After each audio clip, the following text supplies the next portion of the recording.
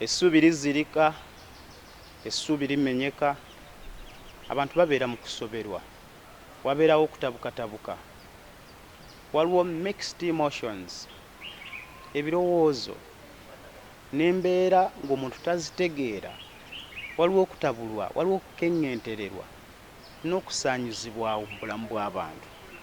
Naye okuyita mu kusaba, Katonda akomyawo essuubi, Katonda ayunga olutindo, Katonda addamu ne yeekuumira abantu be, n'abayimusa, n'aleeta essuubi wakati mu kusoberwa, n'aleeta essuubi awadde tewasuubirwa.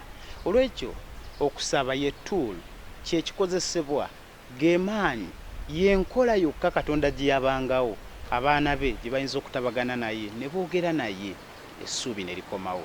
Mukwano gwange, oyinza okuba ng'osobeddwa, oyinza okuba ng'otabuse, naye olunaku olwokusatu mu nnaku ez'okusaba njagala kwanirizaako ku mukutu guno. Saba Katonda akuwa omukisa nga twogera naye, nga tumusaba, era Mukama addemu okusabako ne goals zo ez'omwaka guno zisobole okuba nga zituukirira. Kale katusabe. Omwagalwa Katonda Kitaffe, twagala kwebaza olw'obulungi bwo nti wakati ng'essuubi lizirise, wakati mu kutabulwa, wakati mu kukeŋŋentererwa, okomyawo essuubi ly'abaana bo, oliyimusa era ekigambo kyo kituukirira ne kibeera kiramu eri obulamu bwaffe. Mukama kyetuva tusaba oyogere eri obulamu bwaffe, otukolere ebikulu, otukolere eby'ensonga, kubanga ggwe oli mwesigwa, okuyita mu Yesu Kristo Mukama waffe. Amiina. Henry Ford musajja w'amaanyi. Emmotoka ekika kya Ford ye yakikola. Ford motoka kika ky'amaanyi, motoka ya Amerika. Motoka emanyiddwa nnyo mu kuyita mu biseera ebizibu, ebyuma ebigumu, motoka etali ya kuzannya. Ford, omukyalo omu ng'asobeddwa yagula emmotoka ekika kya Ford, naye olunaku olumu nemufaako ku kkubo mu ngeri gye yali tasuubira, n'akuba siteeringi n'agamba Mukama, nnyinza ntya okuva mu kifo kino wensiraanidde? Ekifo kyalabika okuba nga nakyo tekiri mu bukuumi bumala, tewaliwo wa kuwummulira, naye ng'ate alabika akooyeseddwa nnyo mu nsi eno ey'okutabulwa. Kyava afukamira, rather kyava yeewombeeka mu mmotoka we yali atudde awo, n'awaayo okusaba, n'agamba Mukama, nziruukirira. Naye wakati mu kusoberwa awo, emmotoka endala ekika kye kimu ekya Ford yalabika ku luguudo nejja okusemberera emmotoka ye eyali efuddewo eri, n'atya ng'alowooza oba ababbi bamaze okumusalako n'okumulumba. Wakati mu kusoberwa okwo, omusajja omukulu kyava afuluma mu mmotoka n'amubuuza, how can I help you? Nnyinza kukuyamba nti? Omukazi n'agamba, for sure I really don't know, simanyi butya bw'oyinza kunnyamba. Naye kyava amugamba emmotoka ekutabuseeko, n'amugamba yeegaanye, n'amugamba saza mpulire. Bwe yasaza, omusajja ono n'alabika okuba ng'awuliriza ng'ategedde obuzibu, n'aggula bonnet n'agikwatako, n'addamu n'agamba omukyala saza, n'addamu omusajja n'agikwatako. Emmotoka laba neeyaka, omukazi n'asanyuka, n'amubuuza okikoze otya?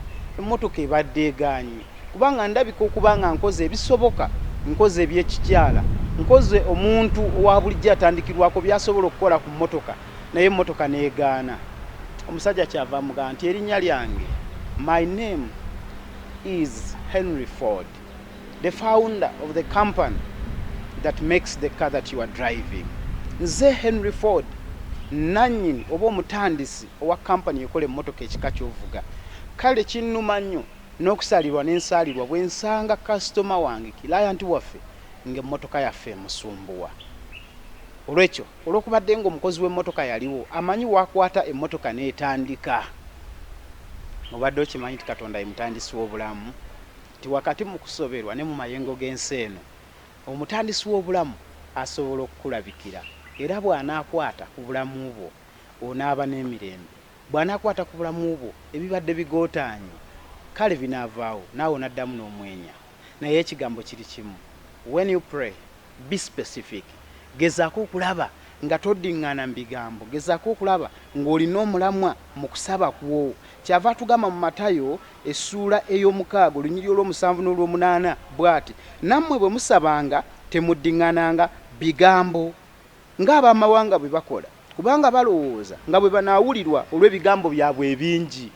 Abantu abamu balowooza nti mu kusaba olina kukozesa bigambo bingi, olina kukozesa bisoko. Abantu abamu balowooza mu kusaba olina okuteekamu ebikolwa bingi. Abantu abalala balowooza okukyusa ennyo amaloboozi ekigenze ewala ennyo, okugambusa n'okugakkiriza dynamics ez'enjawulo nti bye bikyusa omutima gwa Katonda, bemupaswedinga naso bye bimusikiriza n'ayogerezebwa nti Katonda n'amenyeko omutima, nti Katonda n'abeera convinced okubanga addamu okusaba. Naye atugamba nti ekyo si bwe kiri. Olunyiriri olw'omunaana lutugamba bwe ruti, mukwano gwange mpuliriza, kale temufaanana ng'abo, kubanga Kitammwe amanyi bye mwetaaga nga temunnaba na kusaba. Now this is good news, nti Katonda amanyi ne bye twetaaga nga tetunnaba kuwaayo kusaba kwaffe.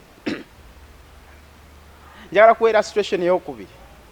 Omwana wo bwe bamugoba school fees n'akomawo ewaka, osooka kumugamba adduke nga yeetoolola ennyumba olyoka omuwe school fees? Kale avudde ku ssomero osooka muwa kibonerezo? Nedda, si bwe kiri. Omuzadde yenna awo omwana we school fees kubanga ateekeddwa okumumuwa, ne bw'aba omwana tasoose kudduka. Olw'ekyo Mukama ne bwe tubanga tetuyise mu kukoyesebwa kungi, asobola okutuwa kubanga obwetaavu bwaffe abumanyi. Okusaba kwaffe kyekuva kubeera nga tekulina kubeera kusaba okw'okukakasa ennyo n'okwagala ennyo okumatiza omutima gwa Katonda, wabula okusaba kulina okuba okulina ebikolwa n'ebigendererwa ebituufu. Kyava agamba when you pray be specific. Abantu abamu tubalabye nga babutaabutana, tebamanyi ne kibaagala. Omwaka guno ayagala kuwasa, ayagala kuzimba, ayagala kuvuga emmotoka.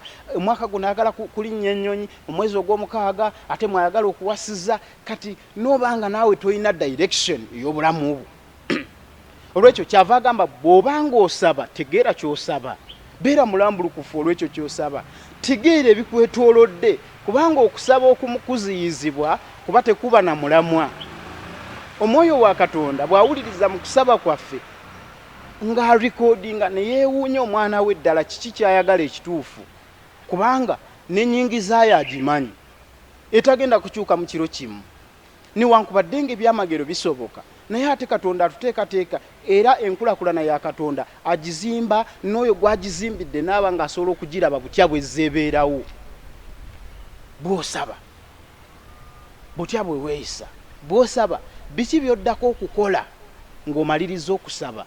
Kubanga osaba essaala eya Katonda ng'oyagala kuleetera omubeezi, ate gwe n'ogera n'opaaluuka n'abalala n'otandika okwewa. Kubanga osaba Katonda akuwa ensimbi, oyagala kugaggawaze n'ogenda n'otandika obukuluppanya. Kubanga osaba Katonda akufuula omwesigwa n'oddayo mu lugambo. Kubanga osaba Katonda ng'oyagala oyita ebibuuzo naye ng'ate gwe obeera weebase nga banno basoma. Kiki ky'oyagala? Ekyo kye kibuuzo.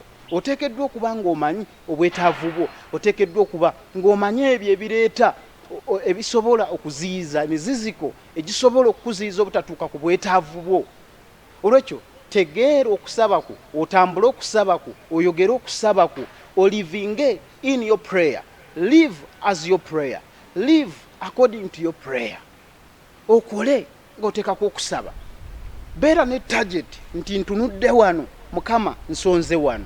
Tosonga ku kino n'ekiri ne kino n'owambagatana n'ebintu bingi okakana ng'oyabise n'otuuka n'okulowooza nti Katonda taliiwo. Kale beera n'ebiruubirirwa mu kusaba kwo, ne Katonda ow'ekisa anaddamu okusaba kwo ng'ategedde nti omwana we kyayagala akitegeeza, omwana we alina ekigendererwa.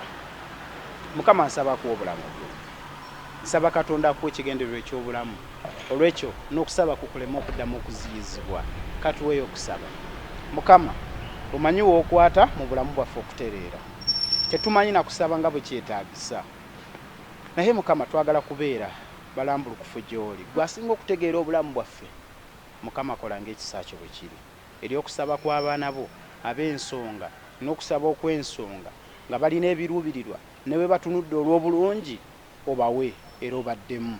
Naffe otuyigirize ffenna okusaba ku bwa Yesu Kristo Mukama waffe. Amiina. Mukama akuwe omukisa, tuddemu okulabagana ku lunaku olwokuna.